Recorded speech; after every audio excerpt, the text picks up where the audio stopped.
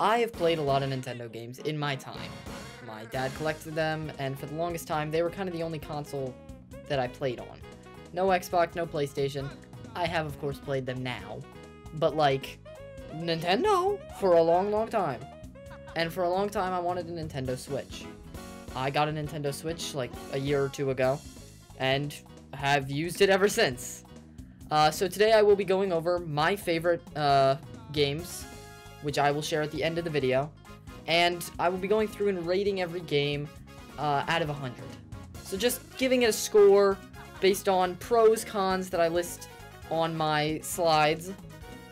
So sit back, relax. Hopefully this helps you choose what game you want to be playing. Let's get right into it.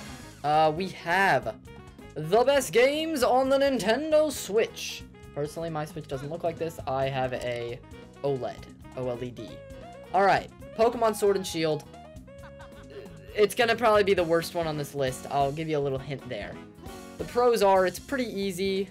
There are a lot of strong Pokemon that you can collect, like Zacian and Zamazenta, I guess. And, you know, like the DLC Pokemon are broken. And the story makes sense, which you can't always say about video games, you know? The cons are, it's easy, as you might have noticed. It's too easy. The map is stupid and confusing.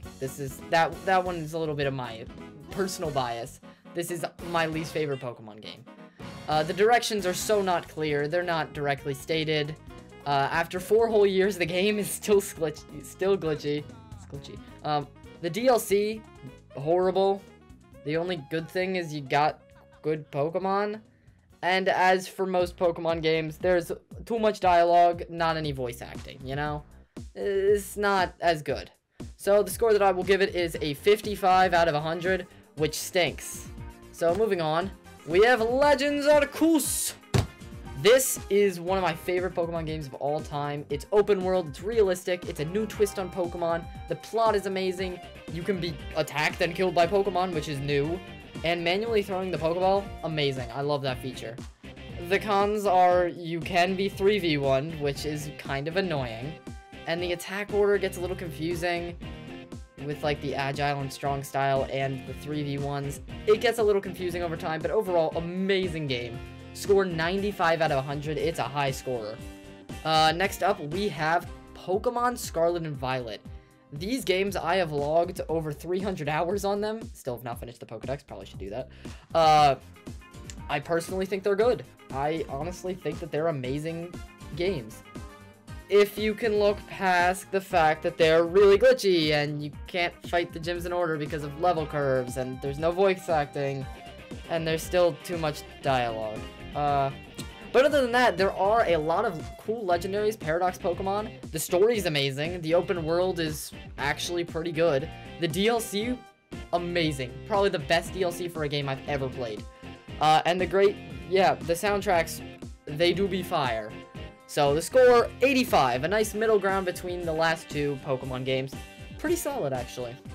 Next, we have a game that I have not completed. Legend of Zelda Tears of the Kingdom. I would have put a, whatever it's called, this thing here. But, it's there. So, you know, whatever. Open world, yeah, the world is extraordinary in this game.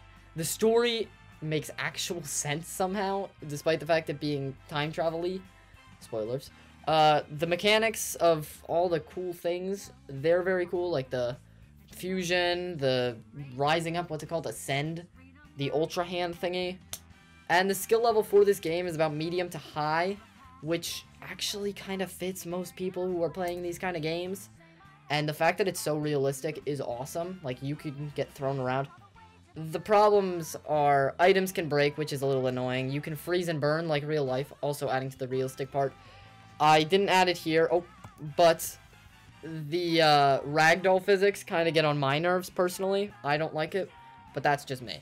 So score 95, tied with Legends Arceus. It was a wonderful game. Mario Odyssey! Easy, but not too easy. Mechanics are amazing. Speedrunning's fun. And the cons are just inputs kind of get difficult over time if you know too much or know too little. The plot is not too solid. It's a little, meh. And it's easy to rage if you die too much. That one's specifically me. Overall, I really like it though. The score is 90. It's very good. It's very good. I just had trouble with it this morning when I wrote this script, because I was speedrunning this morning, and I had a few problems, like losing to the same boss like 6 times.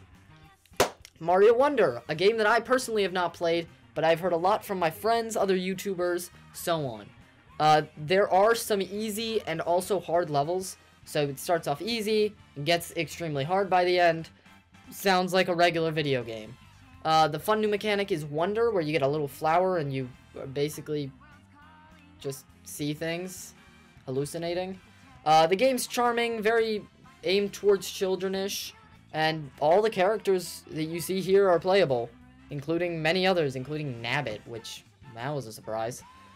The cons are, it's only a 2D Mario game, which, like, it's 2023.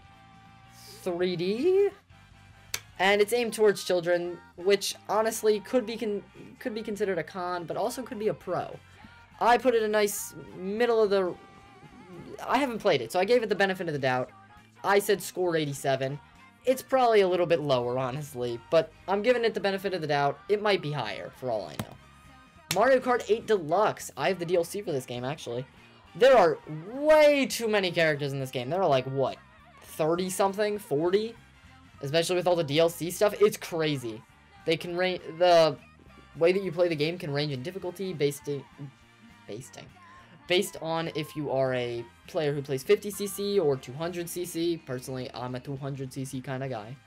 The DLC was actually really solid. I like the levels. The characters that they introduced were very good. And the combination of carts and characters, there are too many. There's like way too many possible combinations.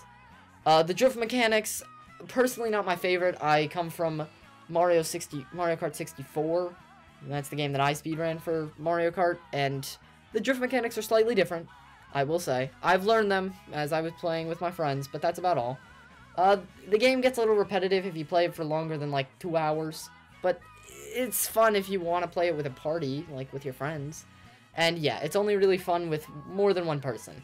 So because of these cons, it will be knocked down to 87, despite the fact that it's a really good game. And finally, Super Smash Bros. Ultimate. This is a beautifully made game. It might be playing into my nostalgia because I started off as a Pokemon Coliseum and a Smash Bros. Brawl player. Those were the 2 first games that I really played. But this has tons of characters, 84. Amiibos are finally very useful, something that I collect, so, you know, very important to me. The DLC, I liked most of the characters. There were a few weird ones. Min, Byleth, you know. But overall, a very good party game, just if you want to play with your friends at a party, you know. Characters, for the most part, are balanced. Despite the fact that I know that there's a tier system, trust me, I played competitive for a little bit. Well, I still kind of play competitive, just not often. Essentially, the characters actually are way more balanced than in past games. There is no, like, huge dip in level. It's kind of a slight decline between the crazy characters and then the pretty good characters. The cons relate to the story of the game, which is World of Light. That's confusing as heck. And it's only really fun if you play with more than one person, unless you're, like, streaming it. It's not as fun if you're just by yourself playing, because trust me, I've done it. It's depressing, okay? And then, you know, spammy characters. They exist. So what's my final verdict? What game do I think is the best game for the Nintendo Switch? Personally, I would say Smash Bros. I have almost 1,000 hours logged on it. But, in reality, if you're a casual gamer, like most people are, I would say the best game for you would be Smash Bros. Ultimate. It's a fun game if you have a lot of friends to play games with. If you want to play a solo adventure that's a little more difficult, I would choose Tears of the Kingdom. It's a lot of fun. It's actually really exciting, and the plot is pretty solid. And of course, it's more difficult. And if you're if you're somewhere in between where you don't have friends that you want to play it with, and you want a little bit of a more difficult game, I would choose Legends Arceus. I think it was amazing. It's an amazing twist.